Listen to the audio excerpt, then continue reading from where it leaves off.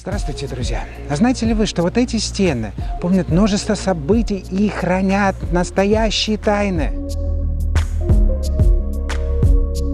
В эстонском национальном костюме есть множество символов и даже тайных знаков.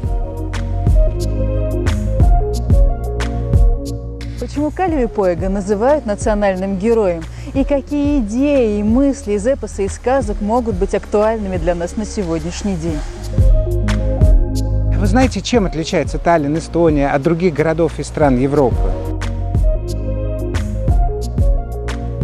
Как разнообразна и прекрасна природа Эстонии!